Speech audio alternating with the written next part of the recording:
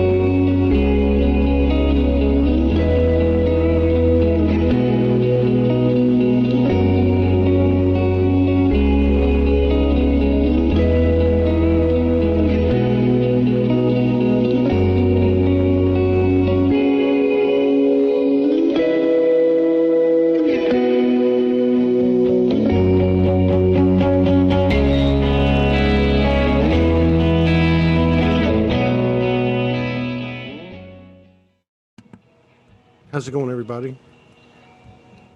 Oop, that's some music going on there. Okay, let's get Travis up here.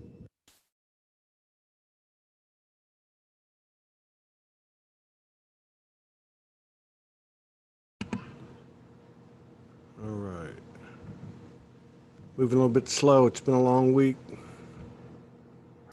Here he comes. There we go. Start video. Unmute. What's going on, Travis? It's a long time no see. Hey, hey Todd, how you doing? The last time I saw you, you were heading out of Kauai, in and out. Yeah. That was over a year ago. Man, that's yeah, crazy. that was a long time, man. It seems like a long time, doesn't it? Oh yeah, so much has happened since then, right? Yeah, no kidding, man. That was yeah, probably, no, I'm huh? I was gonna say I'm just so glad that despite all the challenges that we're all facing, that we were able to swing by for that 10 minutes to actually get to meet you for the first time. I think that's so beautiful and so important. And what's so crazy is it's so many things like that. If you look at a year ago, 2 years ago, 5 years ago, the same things come up every month, like the same cycles, the same people, the same, it's for just, sure. So there's something to that. Yeah, no, it's interesting because it's just like, to me, I mean, it's funny how, it seems like we're always trying to figure out something new and like what's going to happen next. But it's really, like you said, it's like, repeating cycles of everything that we haven't resolved, Yeah, exactly. Exactly. So it's really, it's nothing new. But very true. And and there's also been an evolution of these types of shows and the posts that you see out there, and it's like it's changed. It's gone from like teaching and instruction and forecasting to handle your own stuff. Like it, for sure. Just handle your own stuff, and that's the best thing you can do for the collective and for yourself. Yeah, absolutely. I guess one thing that's coming up for me right now, before we actually really get into anything in depth, man, I just wanted to say thanks for bringing me on, because I just, what was it, yesterday, I think, when you tagged me, I made a comment to you. I could just kind of feel the energy around you opening up the space for this. And and then as we started and you ran your intro, I was just feeling how powerful it really is and what you're doing. And so I just wanted to say that I see you and I appreciate that. It's definitely big.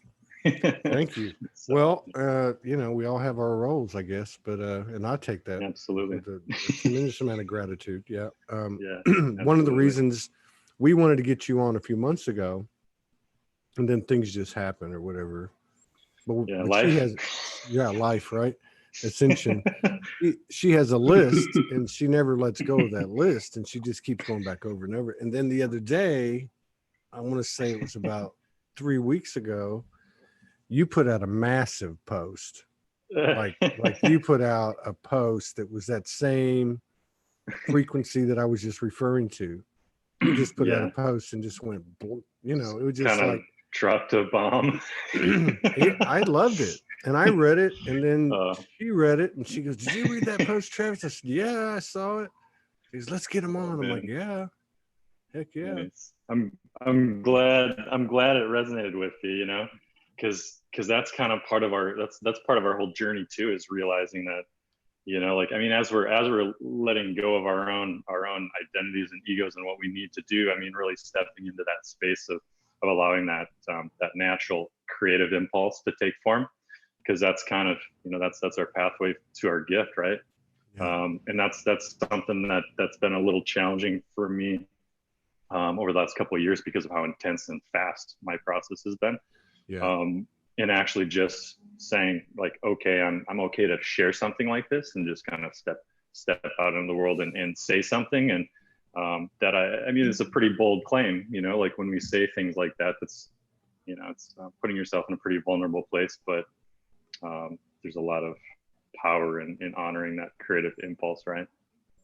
Yeah, no, I think someone like you put something like that out there. That's, you know, that's got like a lot of mileage in it. I mean, Yeah. it's such, but you're right about it, because there's always that, you know, that chatter or whatever that's, you know, should I do that, or why did I put that up there, or can I say Yeah. this? And you know, and it's that same frequency, that same codependent toxic frequency. Yeah. Maybe that's a little harsh, because that's the what got us this far, so I'm in gratitude for it all. But Sure. it's like I was thinking of something today for myself, and I can't remember exactly what it was, and I thought, why am I not doing what I feel I should do in this certain situation? And the reason I wasn't doing it was because of somebody else's impression of me. And I'm not normally concerned with that, but I was actually Yeah. not doing something from somebody pretty far removed from me and what they would think of me. And I'm Yeah. thinking, what the hell is that about? But it is important for us to do things like you did that day. You just put it out there and Yeah. move on, and you move on. Right. Well, that's kind of part of the other aspect of, I guess, what I would say co-creation, really, that I've kind of been learning along the way, is that essentially, I mean, anything truthful, like you put it out there and it serves its purpose, and you forget about it. Like, you let it serve its Yeah. purpose on its own. You know what I mean? You don't do anything with it. You just allow it to come through. You set it forward into motion, and it does what it needs to do.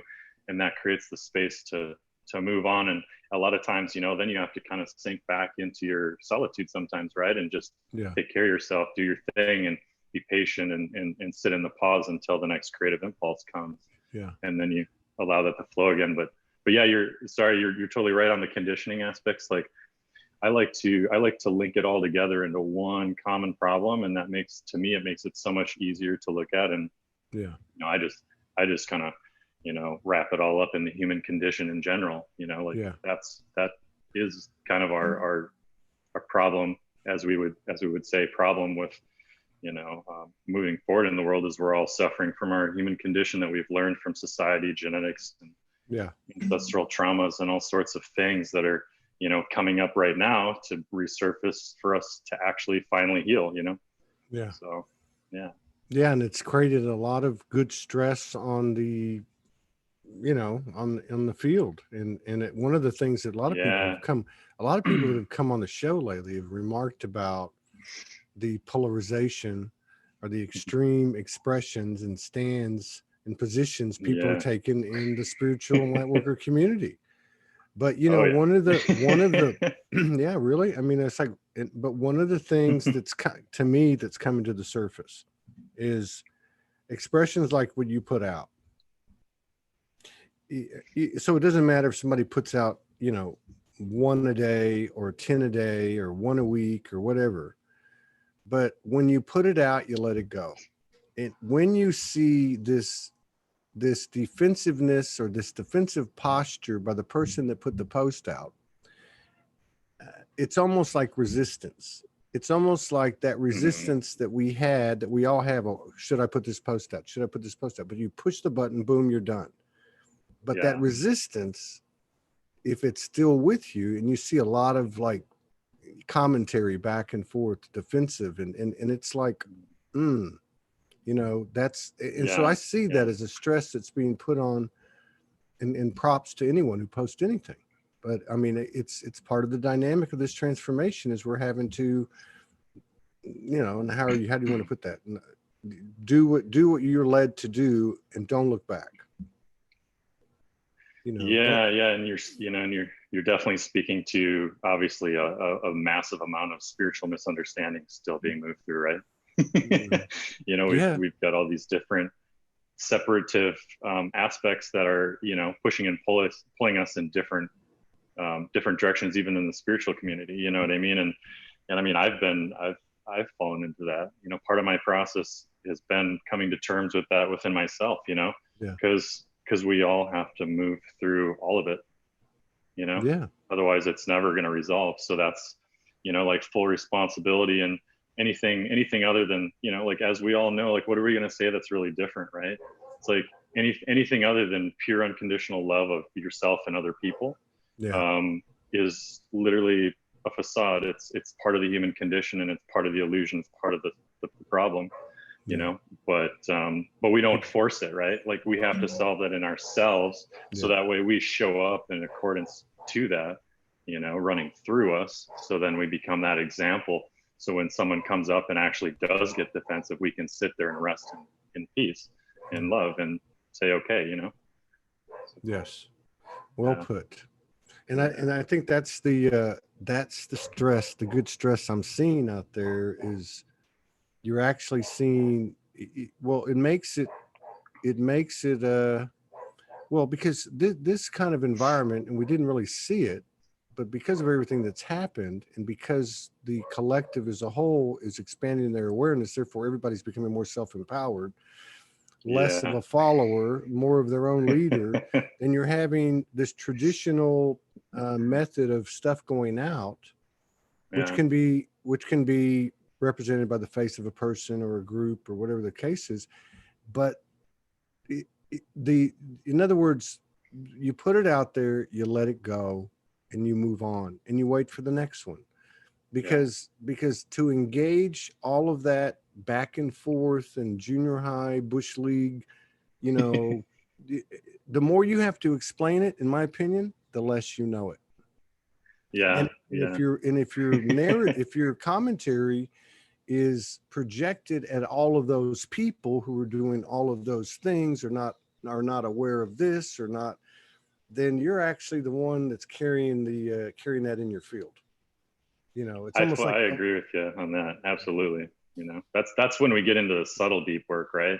Where we're actually recognizing that we're carrying that energy and projecting it outwards. And that's super important, and not necessarily everyone's aware of that at this point. You know? No, but I, you know, I was just talking to Morgan about it today with everything that's happened the last few days, and, you know, doing shows, and then we eat, drink, and sleep it. So we're talking about it all the time, connecting. Yeah. And I said, you know, what's crazy is the level of expansion has become so deep that the discernment is no longer regulated to the human playing field. It's actually up in the ethers. So if somebody's channeling something to me, or downloading, you know, or reporting something, and this goes for me too, I'm just making an observation that you can tell, we have the ability now the sensitivity to discern how much of it has been tainted by the stuff that they haven't aligned within themselves, which is really interesting. It's really interesting, you know, and it's a good I feel sign. you on that. I appreciate you saying that, because God, that's like this whole process can be so confusing when you're going through it. And like, you know, even with myself, for example, it's taken me 2 years through intense process to even get to a point where I feel like I can actually trust what I've seen and learned, you know. And a lot of that, you just spoke to some of the most confusing aspects, which is, you know, like self-sourcing, right? Like what I see that as is you literally, so through my experience, my understanding of self-sourcing is just as similar as probably as yours, from what I've understood, is that, you know, we are everything, and we are source itself, and God and source is inherent in everything and every space and all of its creations. So therefore there is no separation, you know. But then what happens is, in this physical, like this physicality, like the realm of the physical, the realm of the spiritual, you know, when we have all these different constructs and these different realms that we start playing in, guess what? Now we're creating separation from the source that we are. You know what I mean? And that was my biggest challenge after I woke up, coming back down into this dense experience of spirit and psychic abilities and all this crazy stuff that to me doesn't, it literally carries no validity and no weight. It doesn't matter. No, it doesn't. You know, and so many people are hung up on identity, and everything comes from identity. Everything comes from identifying from something other than what you truly are and who you truly are. And who you truly are isn't the person that you see, and who you truly are isn't even a form. And so many people, like all of the every human condition stems from our, you know, like all of our shadows stems from every aspect of identity that has not been resolved as truth, as source. You know what I mean? And so then when we're channeling higher beings, you know, it's like, I even don't resonate with that. However, I can look at it and I can say there's a purpose for it. Yeah. Because in our current evolution, we need that. You know, it doesn't resonate for me, but sometimes when I read certain things, or when I listen to certain things and hear people's experiences, you know, these anecdotes of other people's experiences of awakening and channeling, it helps us all resolve our own dilemmas inside and where we're identified still, so we can actually move further and learn from each other.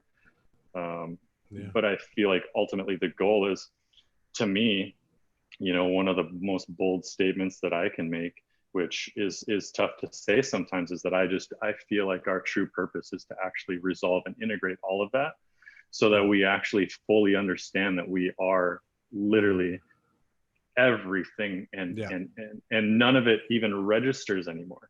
Yeah. Because those are all leading us back to wholeness, you know? Yeah. Very well put. Yeah. I appreciate my friend Liliani said it's beautifully expressed. That was very well put. That's the kind of thing that you put out 3 weeks ago. That was just like truth. It's like a truth bomb. Yeah. So Rebecca Gray says, so right now it's daily. One day I believe this, next day I don't believe that anymore. It's that quick. And that's a joke, but it's true. And this is something this is something that we've been talking about, Morgan and I too. What we're noticing, what we're trying to stay on top of, like to your point, in ourselves. And one of the things is watching people who have been in a particular pattern. Typically, we're talking about somebody who's been in a pattern of service using a set template, in their delivery, you know, and we could get into a lot of different aspects of that. Sure. But what I'm seeing over the last few months is people saying, reset. I'm not Todd Medina that made it through January 2020. I'm now different. And that could be on the next day, the next week. And what's amazing about that is when you see people doing that, it has a huge transformational code potential and availability for everyone that's observing it. And that's the great thing about what you bring up about the channeling and the different things.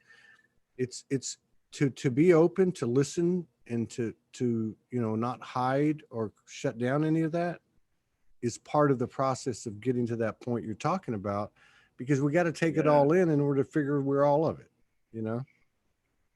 Yeah, no, I appreciate you saying that. Because even for myself, like that's still a daily thing for me as well, is refinement of all of this, you know? And it's like, you can know everything, you can literally know everything and be a very bad example.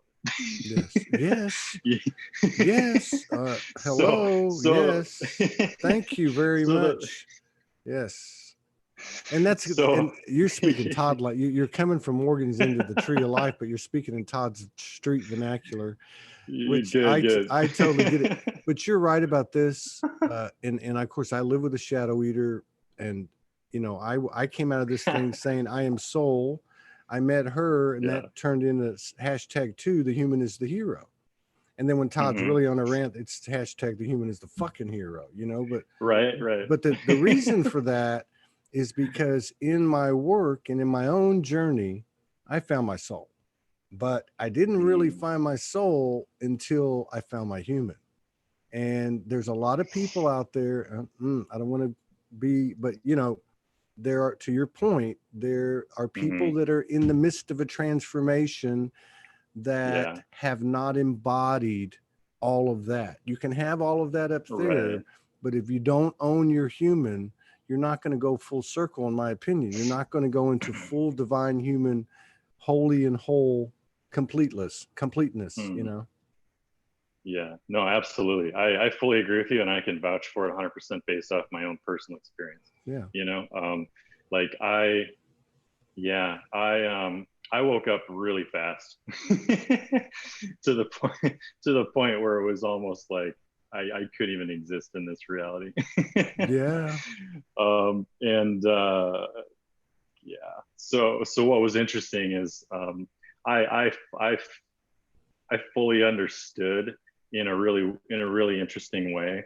I fully understood that once that resonance, like that the high frequency state of that awakening of you know, of divine consciousness, like literally like universal consciousness, once that settled, I started to feel how human I was again. Yeah. I Isn't didn't that like how it it. works? Yeah. Isn't that how it works though? It's like an out of Well, body right, yeah. experience. It's like an out of body or near death, you know, for people that have had that. I've had it. And you leave your body and you're gone, and you can feel the coldness of your vessel go shoot out like a cannon, and you're like you're a light beam, and you're just like, and then when you go back into the body, it feels, you know, like it feels like a dead piece of flesh. It feels like cold and you know, sweaty and you know, but yeah. No, it's no, that's I feel you on that. Because I've had two experiences. I'm sure, and what I would like to say at this point too is, like, you know, it's been challenging for me to just even accept like how many different experiences there are that lead you to the same thing, right? And that's part of our journey too, is acceptance of all of that, and knowing that because we are all of creation, all of these experiences are all leading us back home. You know what I mean? Regardless of what they look like. But to speak to the profundity of some of these experiences, like one of mine was exactly like that, where I expanded fully out of my body to where a physical form didn't even exist. Right. You know, and I was just holding the planet as its mother. You know what I mean? Like I just birthed it, and I could see the cells. Like every living sentient thing was all these rippling effects of cellular structure that was, you know, and it just, you know, I realized, you know, how whole and interconnected everything was in that moment, truthfully. You know, what that really meant. As a human, it's still hard to comprehend, but in that moment, there's no question, you know, and the true nature of our existence, right? True nature of our existence is the most profound, unconditional love that you could ever imagine. Like imagine the love that a mother has for her baby, rightfully put, right? And now multiply that into the cosmos for all of creation. Can you even fathom that? You know, like it's hard to even hold that in your body. You know, but it's real, and that's what existence is. It you is. Know, you know what I mean? And then we look at this reality that we're in, and we're like, wow, why isn't this here? Right. But then we have to resolve that in ourselves, because that's our journey, right? Like everything that's not that, like we're meant to bring that into form the best that we can. Yes. You know? Exactly. You know? Yeah. That's exactly right. So, and that's embodiment. And that's why I think we're seeing people, struggling, that Yeah. have had the courage and the tenacity to get out there and put it out there month after month, Yeah. year after year. That takes guts. But it's so weird because everything carries in this duality as we're integrating the polarities. Everything carries like a Yeah. double meaning. Like, Yeah. when you know what I Oh yeah. mean? Like, a kick in Mhm. the ass is a hug, I mean, it's kind of, that's how the universe works. So, you know what I mean? I love that you just. I love you. I But, love you but just said that's, that. yeah, but that's how it works, So it's like, Yeah. okay, blessings are burdens and burdens are blessings. So you Right. get, a golden egg drops on your head and you're like, oh my God, I'm on the way to the bank. And then next thing you know, you open it up and there's, whatever. Yeah. There's a But what I guess what I'm trying to rabbit say, turd in there, right? right, exactly. But so I guess what I'm trying to say is that it's, I think, a part of our collective efforts.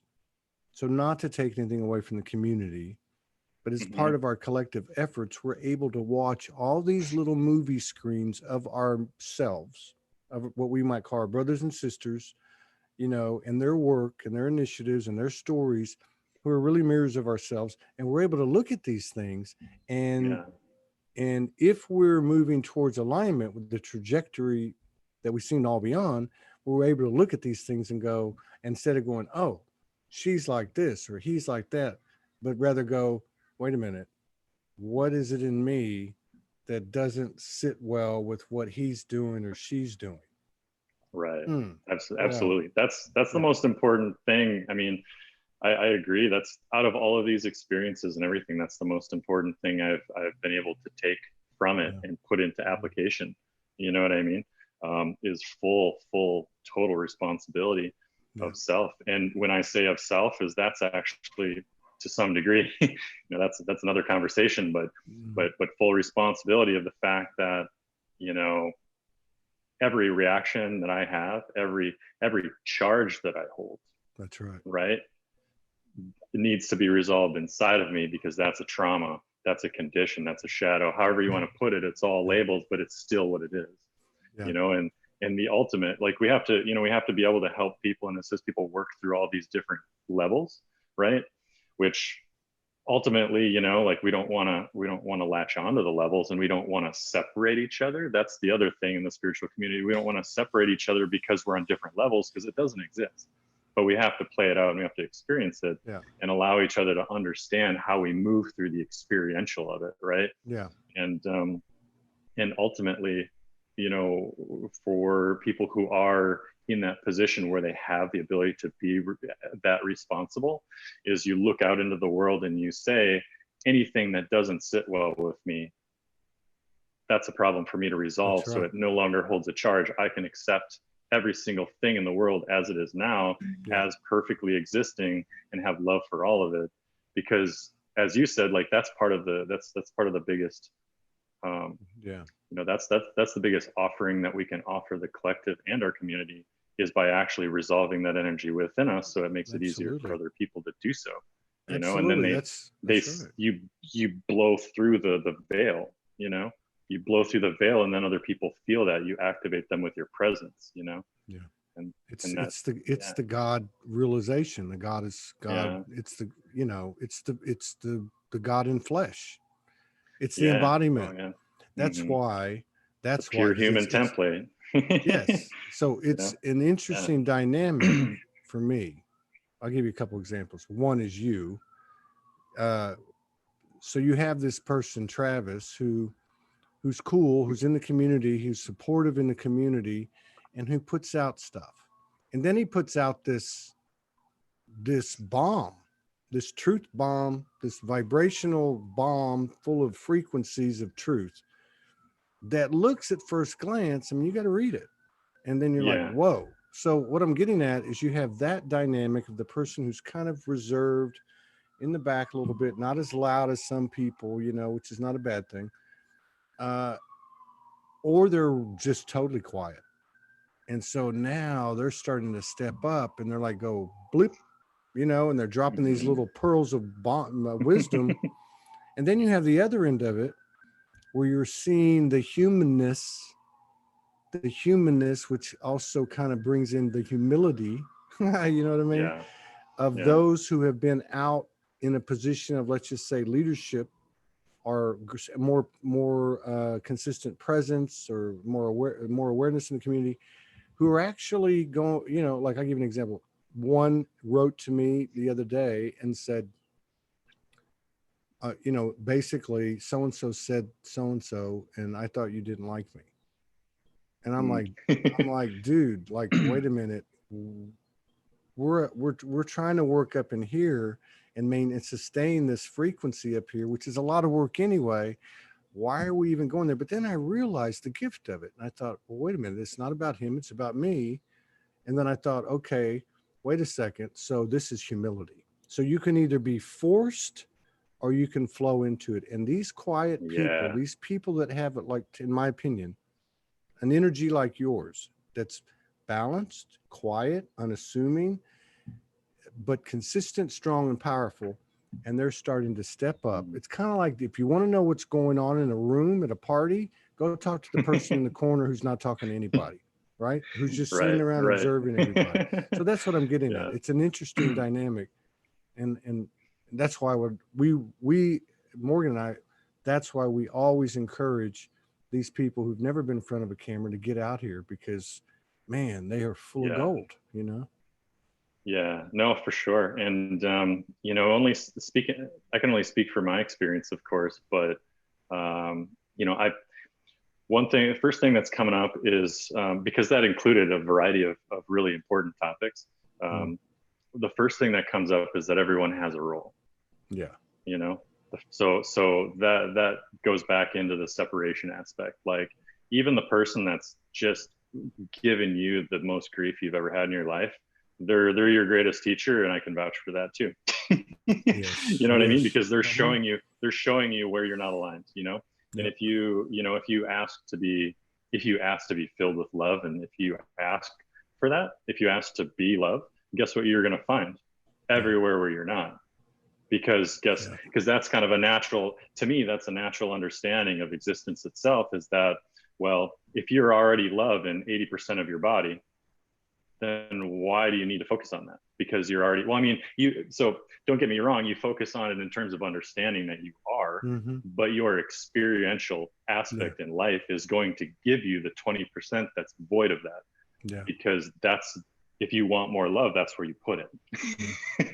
You know what I mean? So, so with that being said, even, God, I was just reading some really amazing stuff just recently, ironically, about Jesus and his experiences and Christ consciousness, and almost some letters that are supposedly kind of rectifying some of the misinterpretations through religion and everything. Yeah. And they're so resonant, because it talks about source of being, and nothing about the dogma, right? Yeah. And it's just, even the Sounds small, sounds Gnostic, like the Gospel well, of Thomas and Philip, huh? It yeah, does. I mean, I guess It sounds I like, definitely, yeah, it's funny, because, like, I have a hard time I have a hard time labeling anything. I just whatever, we use the words that we're given to communicate, because we're human. But I've looked a little bit into Gnosticism too, and I've actually found also that goes directly into a source creation as well, right? Into all of this, and so I definitely resonate with all of that.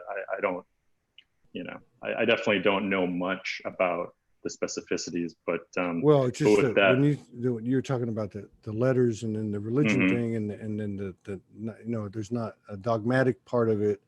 And I'm talking about, like the Magdalene Gospel, the Philip Thomas, and this, like the Dead Sea Scrolls, the Nag Hammadi, because there isn't a lot of dogma. I mean, they talk about the archons, they talk about the fourth dimension, they talk about how these beings are distorters, and they can't manifest anything, and they distort. Well, you know what I mean?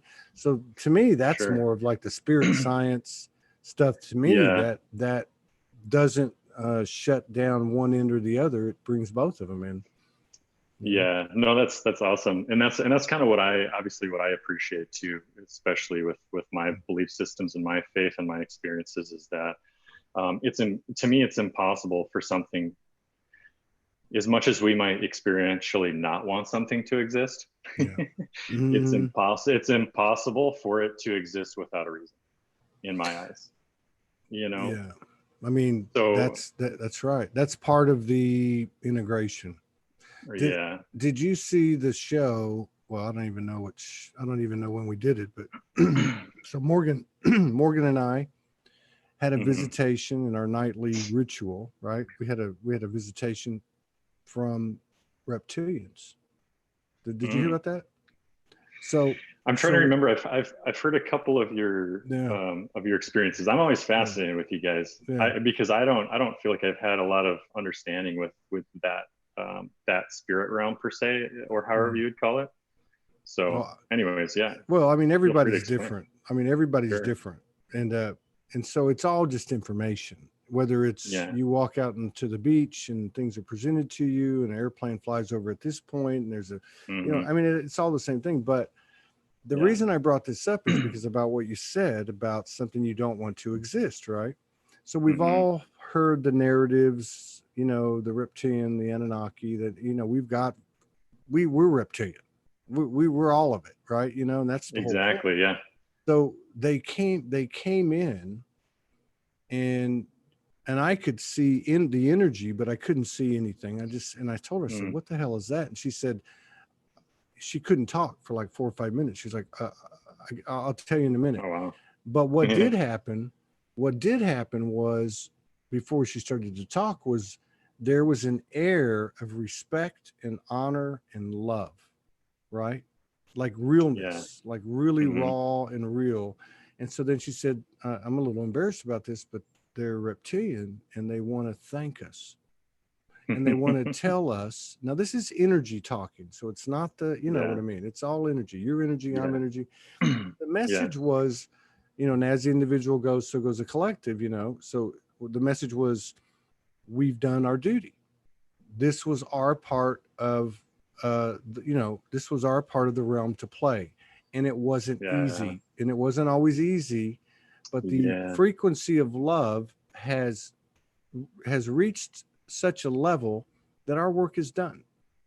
And it was almost like two martial artists, like in a karate exhibition, or like a Sun Tzu mentality, where you and I are going to do battle, but we have a respect for each other, because we both respect, like the indigenous, like we respect the divine plan, we respect the divine order. You know what I mean?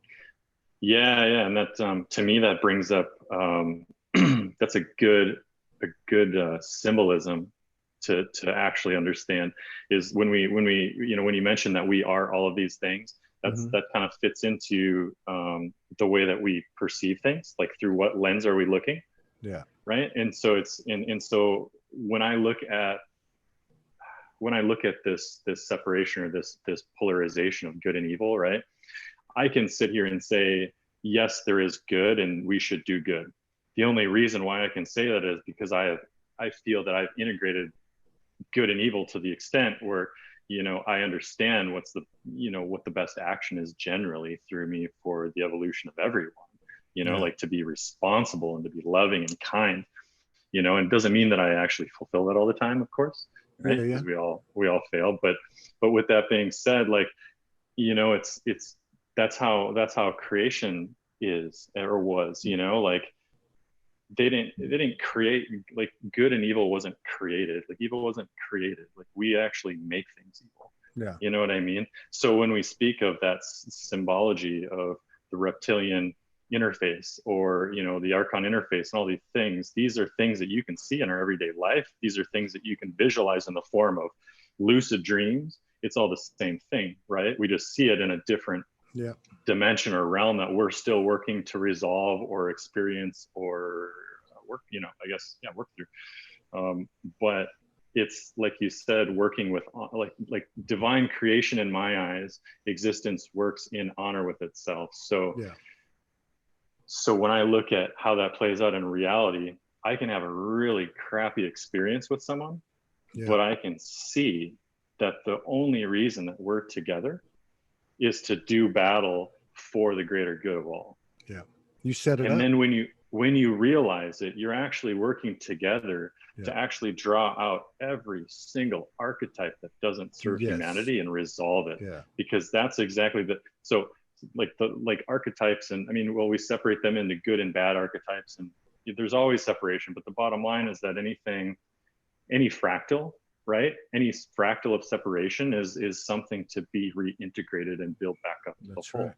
You know, and that's how all of our human conditions arise or are seen as well. It's just fractals of misinterpretations and things like that, you know, traumas. So, and the story, you know, the stories, we've learned that. We've learned the traumas were stories. You know, anyone that a lot of people that come on the show are energy practitioners. I know when I went Morgan, it was that way. And she was like, so what's the deal? And I'd say, well, here's the story. And she'd be like, do you want to tell the story? Or you want to fix this? So we all kind of, but we all kind of learned that the stories are the gold that got us here. Now let's do what you're talking about. And that is to reintegrate everything. But the thing is, like what we were talking about earlier, now the stories go deeper. Now the stories involve, you know, like a Anunnaki Pleiadian war or an Orion galactic war or this. And I think that this information is doing the same thing everything is doing, and it's coming to the surface because it's fractals that are separated, like you said, that need to be reintegrated. And what we I think the reason that it's coming up is because we're gaining the capacity to understand that we're the ones that rectify it. So in other words, if Todd aligns this part of his lineage, you know, 17 incarnations back in the galactic wars, and that's part of this thing that's gone all the way through my lineage that's showing up in this life as me, you know, with this behavior pattern or this tendency or whatever. But when Todd integrates from the core of the universe, I'm also bringing peace to that. You know, I'm bringing alignment to that, to these imperfections and dysfunctions. This is what we're coming into, which I think is mind blowing, you know? Yeah, no, it's pretty fascinating. And, you know, I'm always intrigued. I'll just be fully transparent. I'm always intrigued by people like you that can speak to those things because, let's see, because my experience so far has been very, very, I don't know, it's been very interesting and chaotic and intense, but at the same time, not as, let's say, lucid, as, and not as otherworldly quite so much as I perceive others' experiences to be. So to me, I don't know if it's because of how I woke up, but to me, I just immediately, like with the snap of a fingers, I knew what I was and who I was, but who I was actually what I was. And then immediately, so immediately I had a full body activation where my cells just how long ago was this? I don't even know what day it is anymore, right? Right, I know what you mean. It's so two years ago. Sorry, 2 years ago. So it was March 6th, 2018, like 4 days before my birthday. You know, so it was right beforehand. It was really interesting. 4 days before your birthday. When's your birthday? March 10th. That's Morgan's birthday. Oh, for real? That's Morgan's birthday. That's Soligy's birthday too. Can you believe that? I actually started it on on your birthday. Nice. And it would have been three years before I ever met her. 3 years before I ever met her. Oh, okay. On her birthday. Nice. Yeah. And so that's your birthday. So I knew y'all were from the same end of the family tree of the tree of life. I know. Yeah. Just the way you were explaining that stuff at the beginning, it's the same verbiage she uses. It's the same thing. I mean, this isn't rocket science. It's not really. It's really not. It's really not. It's taken the responsibility to be the goddess that you are. It's actually saying taking response, like you said, when you went out of the body, you were holding the earth in your arms and you were seeing every single bit of the holy grid, and you were connected to it, and you were it, you know, and you created it. Yes. And so if that's the case, there's nothing outside of the, you know, of you, of me, that that's responsible for anything I'm experiencing. It's all me. So that's Right. just like, Yeah. like, so all of this stuff that people talk about and channel, and that's all great and it's all part of it. But what it really gets down to is, like, Morgan doesn't refer to ascension as ascension. She refers to it as growing up. We just, we need to grow up. Oh man. You So know? that you bring up a really good point to that. And that's been an internal struggle this entire time for me since waking up for the first time, is that I've seen like, so it's I've literally been living with one foot in and one foot out. And I've been living with one foot in one world, one foot in another world. And I literally at the same time, I can see that, I can see this, and I can also see this. And it's like, so I see the humanity, I see the ordinariness, I see the mundane. Well, we're just going to label some things, don't listen to the words, but like the mundane existence of humans doing this, that, and the other thing. And just being ordinary and like being here on the ground and actually playing with the dirt. You know what I mean? Like I see that. And then I see this grand picture, this grand scheme that's playing out, being resolved, invisible, like in the space, in the ethers. And I feel it, and when I meet people, I see us doing it together, even sometimes with other people not even being aware of it. You know what I mean? And it's pretty fascinating, but ultimately, what I'm, I guess what I'm getting at is the whole point of it. For the longest time, I didn't want to, like I didn't want to be in my body. Yeah. And that's the biggest trauma, the biggest trauma of, I don't want to exist in form. Yeah. Well, the biggest trauma. This is everybody. I think this is every we've all been curled up in a fetal position. We've all beam me up, get me out of here. Exactly. And most of everyone's practices are actually to get them out of their body. Yes. Yeah. Most people, I mean, yes. It's escapism. Yes. I want to escape form altogether. I want to escape the realm of form and be taken. I want to go back. I want to go back to where I'm safe. Basically, I want to go back. Right. And that's a great point. That's a great point. I mean, Morgan talks about how with the traumas that she went through for many, many years as a child, that she was disassociating. So she was going into those places that she came from and playing in dimension and learning. I think a lot of people have done this, especially the quiet ones. They've been out there doing this. And if you look at their history, they had child trauma, a lot of times sexual abuse, I mean, some deep shit, right? But the point is, like, you're so right about it. And here we go with the paradoxical teaching style of the universe. You spend your time getting out, feeling deficient because you can't do all these things that maybe you think other people can. The grass is always greener. And then you finally click and go, wait a minute, I just held the world in my arms and and the whole thing's mine. And then, like you said at the beginning of the show, you come back into the body and it's like, what is this cold, heavy, achy thing I'm in? And this is like so point. Dense, right? But this is the point. How do I bring this lightness of being into this density? And I think that's what our charge is. And I don't think, and this is, I know I'm biased, but I believe that this is new territory for the universal experience. And that's because the extremities of the polarities has never been this wide. And that little thing you said, to me, sums it all up.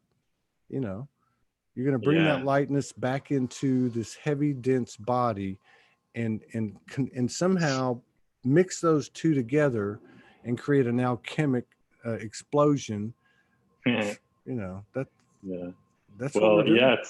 Exactly. And and that's where the fun starts, I suppose, right? I think so. because some people have grandiose, like explosive spiritual experiences, which are, which we need to understand, we need to understand that they're no better or worse than anything else, but they're different. And so maybe we gain I guess the way I like to talk is, instead of gaining knowledge or gaining wisdom, we're actually unlearning our conditioning and unlearning our behavior. Because to me, it's like, it's kind of a return to truth, right? Yeah. We're not, to me, I don't really look at what's happening as a full blown evolution. I mean, Yeah. I understand that it exists. It's an experiential evolution, but I feel like, and even with Ascension, I refuted Ascension for the longest time, and finally I was like, all right, you know what? Fine, we're ascending. Yeah. But because it's one of those resistances again. Like, you have to play the role to actually resolve it, and then you're good, and then you can integrate Ascension. And to me, it's actually become more about, well, actually, even since the beginning, it's been about descension, like descending spirit into matter. That's right. And the ascension process is an internal process. The descension process is your external process, I think, too. I mean, I guess they both coincide, but essentially, and when we have these profound experiences, and we regain and redevelop these wisdoms that have always been there, and we unlearn a lot at once, then our role is to actually embody that. Yeah. And then actually show people that that's possible and that exists. Yeah. Because most people run out of fear because they don't see a better option. That's right. You know what I mean? Well, and they've been conditioned to push a Right. button or take a course or eat a pill, and everything's done for them. But you said something right there. God, that was good. That little run there. Ascension, descension. What were you? Yeah. What were you kind of trying to pinpoint? It was the same thing though. It was on the same lines of taking responsibility. Oh, you said it, and this is where it gets interesting. And I think this is where it gets interesting. See, this is one of the things that I have something I have to work on, because I get a little bit, when people tell me this is going to happen, in October, and this is going to happen then, and this is going to happen then. And I say to myself, and I've actually had these conversations with some of these people, and most of them say, this is a trajectory. When the statement's made, this is the trajectory that we're headed to. Now it's accelerated at times because of the great work that we've done. But I guess what I'm trying to say is, I don't think anyone has any idea how this thing's going to go. I think that our limitlessness and our level of achievement so far has been underestimated, and that as we do what you said, as we make this ascension internally and bring that higher stuff down into the body, that it's automatically converting DNA. And there's a lot of proof around this right now. Yeah. And it's automatically, as a result of that, opening up channels in ourselves, and we're having higher levels of sensitivities, skills, abilities, memories, and it's all code. And so what happens when one soul internally hits that tipping point, and the next thing you're walking down the street, and some dude's walking down the street lit up like a Christmas tree that nobody can deny. That's a beautiful experience. And that's to be honest, that's what I would tell you. That's where we're headed. I can't tell you how, I can't tell you what, I can't tell you, just like you said. It's funny because I don't care. I would agree with you. I don't care how much anyone knows. I don't care how embodied anyone is. They're not going to be able to tell you details of what's going to happen. No. They can tell you that they know. I would say I have full faith, and I believe that someone who has seen it, like truthfully seen what they are, has a very strong ability to say, I know where we're going, but not how we're going to get there. And that's exactly it, is that that's why everything always changes, because we don't have the ability to predict the future in that fashion. You know what I mean? And that kind of brings us back to psychic abilities and the spiritual community of, one thing that I've seen is, God, like everything's monetized. That's everything's an industry, and and the industry is revolving around, I know better, and it's like, I'm going to charge. You have to know better if you're charging. But it's, exactly. I mean? Well, I was gonna say because what I would put forward is what I've experienced is invaluable. Yes. It's not valuable. I mean, it's valuable to know, but it's invaluable. It's, you know, yes. and No, I can't put a price on that. Do I need to pay for my existence? Yeah. But guess what? Like, I'll be supported to do that, you know, but, you know, and maybe that's something that I'm still working through myself is understanding how to put a value on that. But I think it's way more valuable. To me, that's another aspect to consider regarding separation consciousness, is that I only work with who resonate. Yes. Because, well, because that in itself says you're not worthy of this because you can't afford it. Where did money come from, and what does that even mean? I'm with you on that, man. That's why we've never charged. I mean, I appreciate that. And was a rocky road, and it's still not smooth, you know, but it always, you know, you can't integrate this stuff if you don't walk the talk. And the thing about,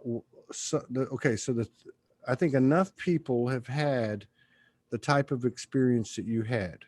You know, I'm talking on a frequency level, you know, where you're out of the body, you're holding the earth, you see everything. I am nothing to know that I'm everything, right? Yeah. So we all pretty much have a place or occurrence or two or three that we can go ground ourselves to, because it's that neutral charge from that experience that if we can pull that down here and remember it and ground to that, then we don't have to say anything to anybody, because the charge, the no charge speaks for itself. And people, and things and energy comes to you as a result of it. I mean, people see it, you know, no charge speaks. I mean, look at Alma. She's not a big speaker, but you get around her and people are melting, you know. I mean, it's not because it's, you know, it's legit. Yeah, no, I would totally agree. And that actually kind of brings us back kind of a little mini full circle to what you said about, what about the guy walking down the street who's lit up like a Christmas tree? You know what I mean? So what, you know, through my own experiences, what I've found is that when I was in those high frequency states that we're supposed to be in, like we're moving towards, like that's our essence, that's our human nature. You're literally lit up like a Christmas tree. You're just this vibrant ball of light that literally disintegrates condition around you through pure presence. And pure presence is actually just simply being empty of all things. Yes, that's right. So no charge. That's exactly it. Is like when I was in that state myself during my first experience, that lasted for about a week and a half after my initial experience. So I got to walk around the world and see that happen. Yes. You know, and I literally would watch people melt and disintegrate, like their conditions would disintegrate, their shadows would disintegrate, and their actual truth would activate within them, and they would become a whole different human being. You were in a Buddha state, man. Oh God, it was, I mean, it's like, you know, it's the Christ consciousness aspect, which is, you know, and that's ironically, so read back to the letters that I was reading, like, you know, it's like Christ consciousness, like Jesus, Buddha, Muhammad, all the gods that actually preach love, kindness, mercy, they're all part of the same consciousness. They're not separate. They're and it's funny because that's kind of a new thing that is actually, that I'm understanding just on a more refined level, right? Is what it even means to look at these idolized aspects of consciousness even. Yes. Is that they're all actually the same thing. They're just individualized identities within conscious that have been achieved. And therefore they're still part of the whole consciousness. So they're preaching the same thing. Yeah. You know what I mean? It's all about the same thing. That's right. You know? So, and it's just more proof to the pudding, right? That if you actually just set aside your differences, if you set aside the polarity, if you neutralize, like you and Morgan, one thing I love about Morgan's post that you were speaking to is she made one about zero pointing polarity, right? And I love that because that's what total responsibility does. Absolutely. And that's why you don't need to be spiritual. You don't need to be religious. You can literally not believe in anything. Yeah. And you can still decide to take total responsibility. And guess what? You're going to get to the same place as the most spiritual being that you meet. You know what I mean? That's right. And that's why, regardless of how much we try and separate each other, to me, it's inherent. It's inherent that we're gonna collectively end up resolving all of our traumas anyways through the separation that we've created. Because when we create separation, we have to reface it. And that's the whole idea of karma anyhow. Yeah. You know what I mean? And so inevitably it's like, you're either like, I remember, I always, I always obviously watch Jason Estes too. And I know that, we're both mutual acquaintances and everything. And one thing I love about, what he speaks to also is I fully agree that the energy is now so high that it's at a point of no return. The momentum's been achieved, and you're either going to do the work or you're going to leave. You know what I mean? It's going to get so high. It's going to get so hard that you're forced to confront everything that you have not resolved. Yeah. And we're doing that as a collective to assist each other, but we need to see that, Yeah. So, well, I mean, and it's, and that's a great point, because regardless of how much, and you see a lot of that, we need to support each other. Right. And you know what? That's okay. But if you're depleting your own power, if you're derelict of your common sense, soul sense duty to stay in alignment and continue to focus on, nobody's walking on water. So if nobody's walking on water, everybody might want to spend 100% of their time looking at their stuff. And that doesn't mean that you're not going to observe things externally, but as we talked about earlier, you're observing things really in relation to your own place. So I liked what you said about that. And I think too, what's happening, because it's taken a physicality on now, that because of the acceleration and the volume of the energy and the expansion of it, if you're not keeping up, your body is not going to convert. And if your body's not going to convert, that's where you're going to have the breakdowns, the illnesses, the afflictions, and the diseases. And, let's face it, we've seen enough people around this world that are converting, carbon body to light body, or in the process. And I'm sure we're all doing it, but I mean, you see some of these pictures, and I mean, some of the testimonies and some of the things that are happening with their bodies, some of the incredible miraculous healings are happening overnight. So this stuff's going down. It's going down. Yeah. I'm still working on all that part. Yeah, me too. I still have pain. I still have pain in my body. I still got to make room. We're all going through it still. I've been sick all day. I've been sick all day going, oh my God, how am I going to do 3 shows? I should have stayed with the day off, but we missed those shows because of Tuesday. So I was like, no, but no, I mean, I've been, So, and I know, because over the last couple of days, I went through some massive stuff, And it's so it's been heavy. It has been. And I woke up this morning and I thought, I think I'm going to die. I mean, I literally was like, oh my God, so dude, we're going to have to do this again sometime in the near future. For sure. No, absolutely. Yeah. Since we kind of broke the chat. Yeah, absolutely, man. I think broke the ice. Yeah. Yeah. Well, I think people need to be exposed, especially because of the fact that you're a masculine incarnation. I mean, that's important too, is the rebalance with the genders. Well, because I think part of what we're continuing with is most of the masculine speakers that have been out there, not anything against them personally, and I'm probably one of them. Okay. They were too much of their journey was anchored with old 3D patriarchal old world, you know what I mean? So to see a masculine incarnation that's carrying a good balance like you are, I mean, that's something I think that needs to be an expanded awareness in regard to. And they're wanting to know if you're married. I am not married. Okay. I am seeing someone, but okay. But his name is tagged on the live on my page, so just click on that and then it'll pull up his Facebook page, and then click message, and then you guys keep that between you. But let's do it again. We're going to be we're kind of booked until 1st of January, and then we'll hit you up in January. I mean in June. June. Yeah. I appreciate that. Do you have can I have 30 Yes. seconds to do a quick shout on something? You can have 2 minutes.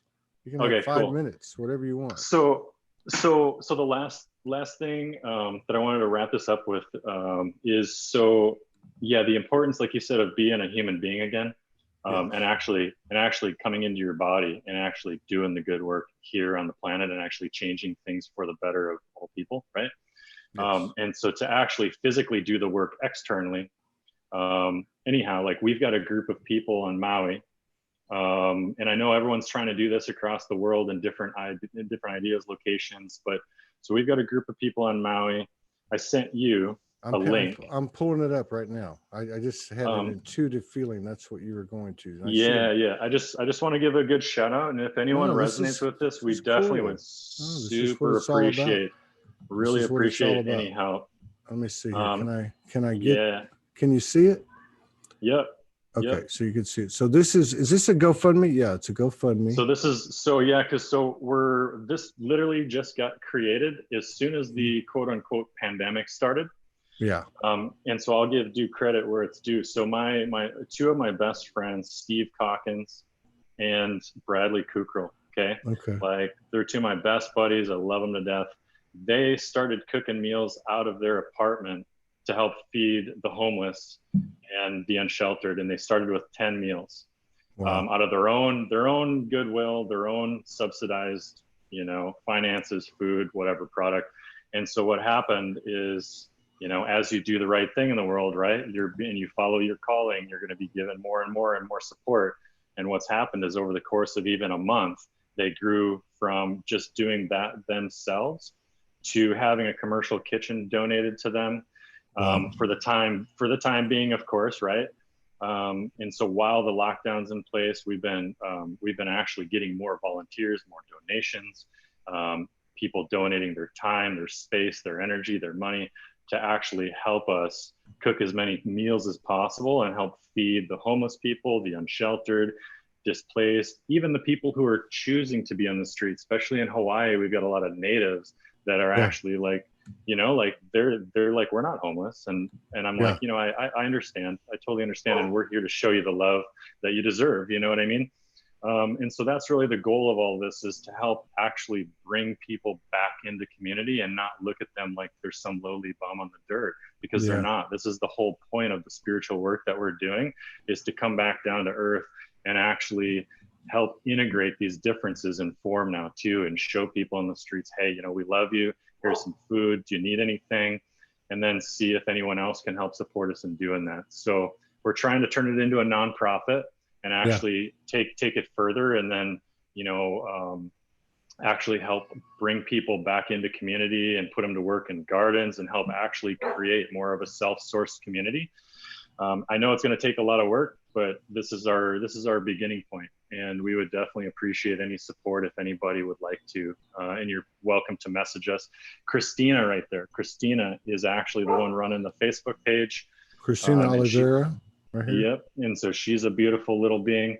And so, she's doing the Facebook page and helping out as well, like delivering meals with myself, prepping, cooking. And we're doing it 3 times a week right now, delivering between all our drivers, we're delivering 400 meals a day on average, plus or minus. Wow. Yeah. So this is it right here. This is the, Can they see that? I don't know if they can see that. Let me try this. Yeah. Again. Okay.